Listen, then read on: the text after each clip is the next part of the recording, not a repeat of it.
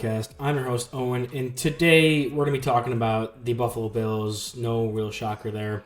For one, there's been a lot of big news about them recently with the Stefon Diggs saga, and is now with that saga giving the national media a reason to talk about the Bills, especially in the offseason. There's a lot of discussions about their Super Bowl window and what's going on with the team, Sean McDermott as the head coach moving forward, and et cetera, stuff like that.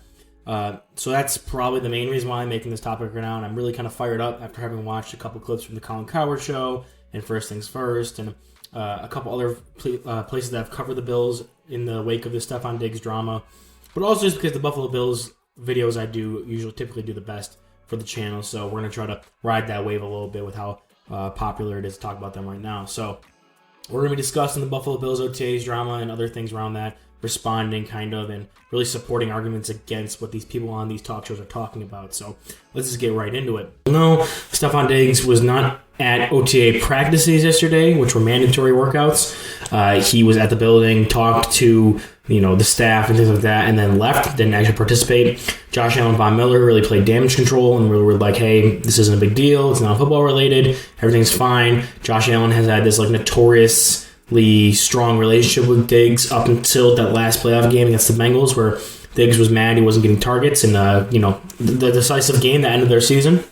So I and many people I talk to, and I've kind of convinced, we're just saying, like, okay, it's a competitive nature thing. They're at this point where they're losing big, and he wants to do the best that he can to help the team out. He's the number one receiver. Obviously, he wants to get the ball. So it was just frustrations boiling up there. Yeah, Allen Diggs have been known to be like best friends. They're on like a best friend magazine and things like that. It was never something I was concerned with. And even now, I'm not really concerned with the fact that Diggs isn't there because of Allen. I've seen people directed towards Ken Dorsey and his play calling.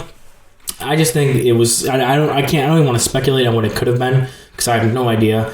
But I have no reason to believe that it would have been something that has to do with Allen or anybody else on the team itself. Dorsey may be the best possibility, but up until Allen's injury last year, Diggs was still the most targeted guy. He's been the second most targeted. Dorsey's been there almost the entire time. He was there with Dable. He should have a relationship with Diggs, or Diggs should have a relationship with him enough that they're able to communicate with that.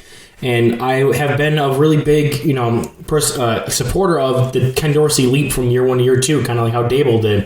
Dable's year one wasn't great, but he got the offense on track more so than any offense coordinator we had previously. And then year two, he finally took the next step with Josh Allen. I have a feeling that the same thing's going to happen with Dorsey, where he's going to have that year one where he's trying to figure out how he likes to call plays, different kinds of formations, and they're bringing in players to help support what he wants to move forward doing with. And maybe that's the issue Diggs has, that they brought in another tight end. They're going to put more emphasis on the run game. Dorsey wants to run the ball, wants to get the balls to the tight ends more, which is going to be taken away from Diggs, and that might be the issue. So it might be a Dorsey issue. I'm not sure. First thing I saw, which was the Colin Cowherd episode talking about this, and actually 3 minutes ago I just got a notification from NFL app on my phone. It was McDermott responding to this, saying McDermott said he didn't unexcusedly leave. Like, he didn't just leave without telling anybody. McDermott himself excused him from practice to leave. And I don't know, again, this just kind of confuses it up a little more. It makes it feel like it's more of a supported thing, like the front office and the coaching staff is supporting what he was doing. I don't know why McDermott said he was concerned then. That was kind of the thing that rubbed me the wrong way, but overall, maybe he could have handled it better, but I don't think it's an issue that, like, he's just not going to play and hold out, he's going to ask for a trade or anything like that. What Colin Cowherd said on the show today is he made it into the whole defensive coaches aren't a thing anymore. Defensive coaches are rigid and they can't get the offensive line fixed, yada, yada, yada, pulled out. How McDermott hasn't really gotten the offensive line better. The running game hasn't really been figured out. And all this stuff. And he is right. And the things he pulls up is correct. But he was also one guy who was supporting Dable and supporting offensive coaches and saying this and that. But it's not like McDermott is the one calling the run plays or structuring the run plays to be successful. It's been a consistent thing now under McDermott, yes. But the running game has changed over time. And when McDermott was here with McCoy, McCoy's final season, McDermott's first season, their running game wasn't terrible. It's not like he came here and all of a sudden the running game was awful. He had an aging Sean McCoy, then they moved on from him. They didn't really have a number one back like that. And it's been kind of hard to find that. They haven't really put the emphasis on that since they've had Josh. Regardless, that was Cowherd's take on this, is that Stefon Diggs is unhappy with the rigid defensive structure and that defensive head coaches shouldn't be a thing anymore. yada yada this, yada yada that. They're going to be wasting Josh Allen's time. It's really annoying, and I think they have made the right steps to fix the offensive line. Now, he made it seem like he hasn't fixed it at all. They took some swings. They've tried to make steps. Darrell Williams returned to form as our right tackle. They moved on to Spencer Brown. They're anticipating a bigger jump for him, which I've always been a Spencer Brown defender, and this is really the make-or-break-it year for me. After this year, I probably won't be able to find a way to defend him after this season. They brought in Cody Ford, who just wasn't the player they thought he'd be, and a lot of people thought he was. People were talking him up as like the best guard in that draft class, or like behind Quentin Nelson, things like that. Actually, I don't think that's the same draft class, but regardless, him going in the top of the second round, most people would agree, like, yeah, that's a good pick. And he just turned out. So it wasn't just the Bills who misevaluated that. They bring in Osiris Torrance this year, really wanting to establish that more power running dynamic. They bring in Connor McGovern. They brought in a bunch of guys. They brought in David Edwards, who was a solid offensive line player for the Rams, which our new offensive line coach is from the Rams originally. So they're bringing in guys to really make a competition and try to find the best starting five to go out there. That doesn't sound like a team that's neglecting the offensive line. It just sounds like making a good offensive line is hard. And even though Pro Football Focus says that these two teams improve their offensive line most, and one of them happened to be Sean Payton, like that's their prediction, and we don't even know how the offensive line is going to look. Plus, it's only 50%. Whatever. It was annoying. The argument he was making didn't make much sense. Like everything he said was truthful. But I still think that what McDermott has shown, and he says, like, oh, he got outcoached 3 times by Mike McDaniels. Everyone was congratulating Mike McDaniels as being a good head coach. And even though there was a talent differential between the Bills and Dolphins when it comes to quarterbacks, it doesn't mean that. And also, with the games that you're, like, everyone talked about the Skylar Thompson game in the playoffs, Allen had been playing hurt since that first game against the Jets when they lost. With the I think it was a UC joint sprain.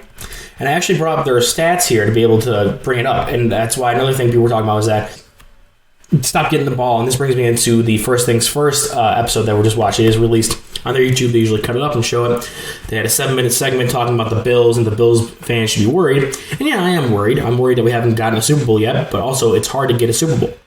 And now Cruz Broussard on the show, who I genuinely like, is saying the Bills are behind the Ravens, Chiefs, Bengals, and Dolphins. I believe was the 4th team he put in there. The 5th team in the AFC, which I don't understand why he's dropped them that far or why the Baltimore Ravens are higher. But regardless, that's just one argument they made. And that the Diggs thing could be broken down to the fact that he was getting less balls thrown to him as the season progressed, and that Josh Allen just fell off as a player and that he's regressing. He's not regressing. He was injured. Like, there's a difference. He had an injury in his throwing arm. And let me give me 1 second to pull up these stats here from the point where I'm going to pull up the whole season long stats and show you from the point how it kind of slowly dropped off after Allen's injury. So using Pro Football Reference, we can look at the Buffalo Bills before and after the Jets. Allen before the Jets game, he was going and he had a pretty good run of games there with 300-yard game for week 1, 317, 400, 213 against Baltimore, 424, 329, 218, and 205 was the Jets game. And then following that, directly the week after, which he didn't take any weeks off to rest, he had gotten an injury in the Jets game.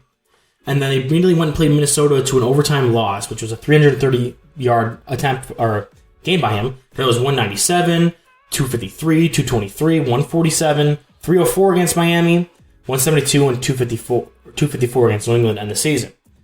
Now, those numbers aren't bad. Like, he's still better than a lot of other quarterbacks, and while injured, especially. But you can't say that it was him just regressing as a player. He was forcing a lot more passes than he wanted to. He regressed back to his old throwing mechanics and motion. He was trying to compensate for the pain he was feeling in his elbow.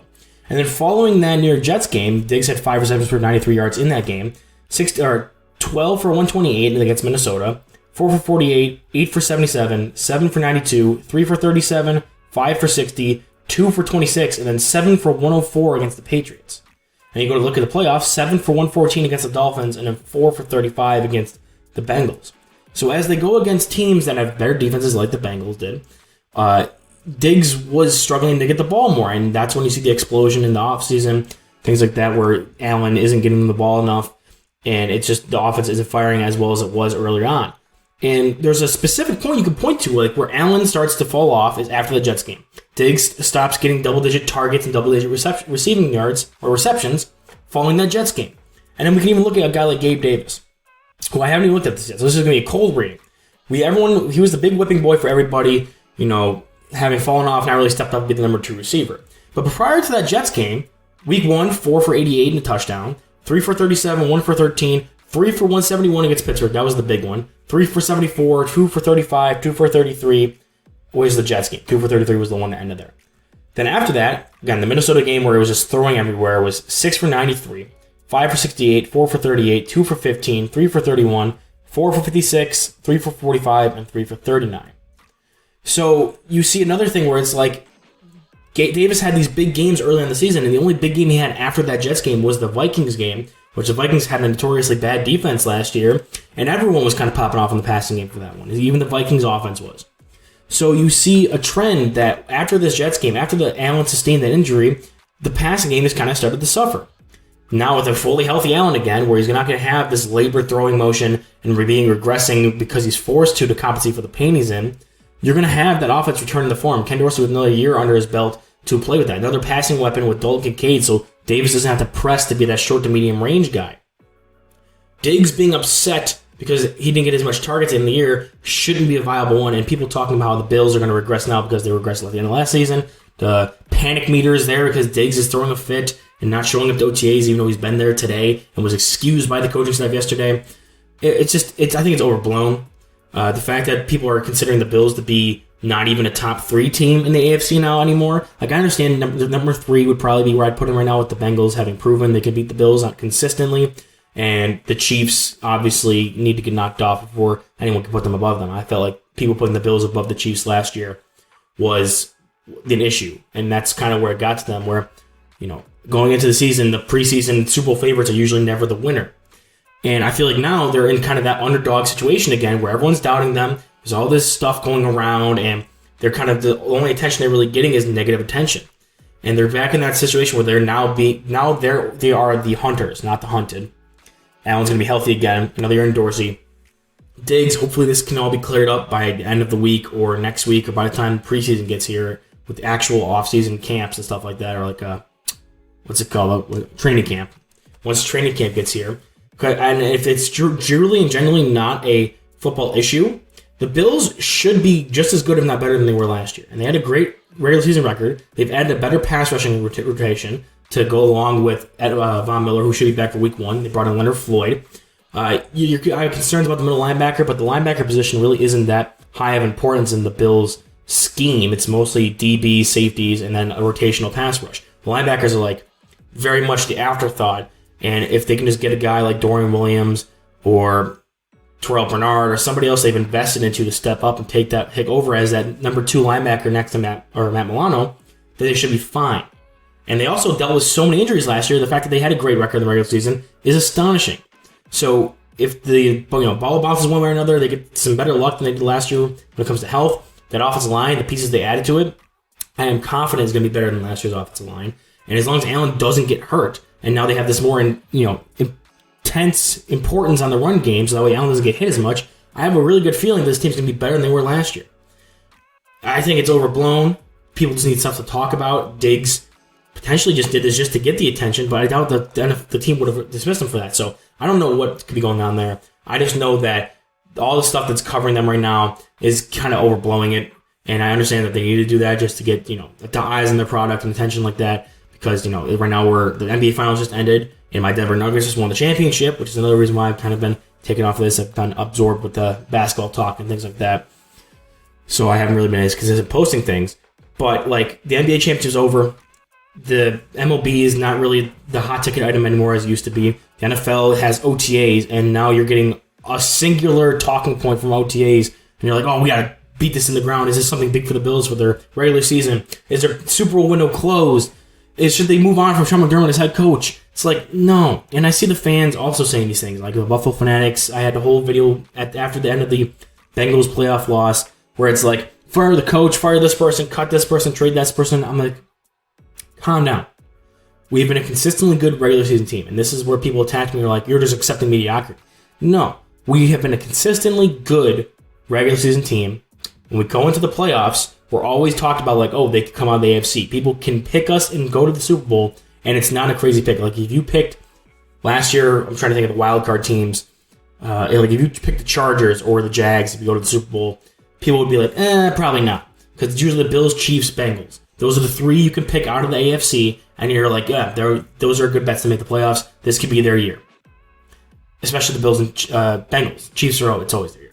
But like, you could always go, like, I bet you this year, the Bills make the playoffs, and then the people are going to be like, okay, they're like 12-5 or 13-4. If you pick them to make the Super Bowl, that's probably a safe pick. Like, outside of the Chiefs and Bengals, there's probably not a safer pick than them. And people going out and saying all this stuff because Diggs had something happen at OTAs, not even like preseason, not even the preseason or training camp or even into the regular season, God forbid. It was OTAs. And because McDermott says one bad thing, it's like blown up. And McDermott has been that person who's righted the ship for the team, has brought in guys like Dable and Dorsey who have kept this offense going. And yes, the defense has fallen apart in crucial situations, but how much of that is coaching? How much of that is just players not having been in that position before? Because the Bills, until recently, had none of their players for a decade plus have had any experience playing playoff football in Buffalo. The collapse against the Chiefs was only their third year playing playoff football, and it was in a hostile environment with the Chiefs. Getting drubbed by the Chiefs in the conference finals, they weren't the team that was ready to beat them yet. The Houston Texans game, again, another team that just wasn't experienced enough in the playoffs. We're at that point now where they are experienced, and this can now be the point where I'd say their Super window is the widest open it can be. People are saying it's closed. That's ridiculous. Allen is now healthy again. He's settled into his big boy contract. He's got weapons like Diggs and Davis and Kincaid and Knox around him. There's going to be more importance put on the run game. Second year in offensive coordinator that he handpicked to come up. No one says it, but that was Allen's guy.